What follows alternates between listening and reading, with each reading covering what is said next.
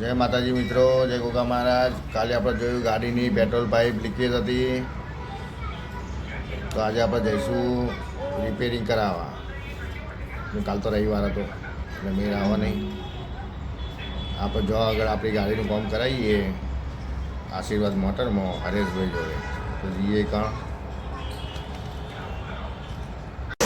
મિત્રો આવી ગયા આપણે આશીર્વાદ મોટરમાં. જોઈ લો, એસી બેસી બધું રિપેરિંગ થાય.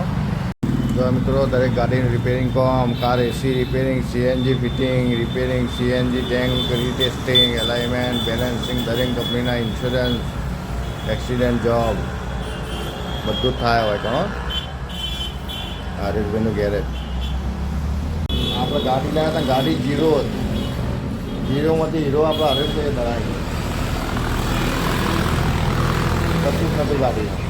હાલ એમપી જો ગમે તો જો પછી જિંદગીમાં રસ્તામાં ગાડી ઊભી ના રહે, એથી સેલેજ ચાલુ.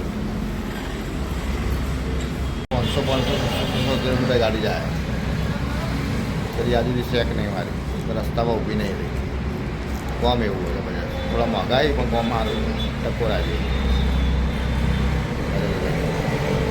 મિત્રો અરે હરેશભાઈ આપણી ગાડીના જીરોમાંથી હીરો કરી ગયા.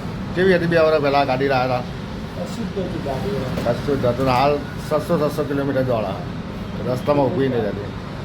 તો જેના બી સંતોષકારક કામ કરાવવું હોય તો નાયરા પેટ્રોલ પંપના આમાં રાધનપુર રોડ આશીર્વાદ મોટરમાં આવી જાય. ડૉક્ટર બેસી ગયા, મરીજના નેચર ઓપરેશન ચાલુ થઈ ગયું. ડૉક્ટર સાહેબે પેશન્ટની કિડની કાઢી હતી બહાર. કિડની કહેવાય. મને આગળ ગાડી હેડા થઈ, પેટ્રોલ ટોકી. મિત્રો થઈ ગયું રેડી, આપણે આવી જશે ઘેર. ગાડી મેળવી દીધી, તો દુકાનનું થાય મોડું. આપણે સપના બિચારી રાજુને બે રહી હતી મારી. તો ચાલો હું આવું દુકાન જવું. હવા 11 વાગી ગયા.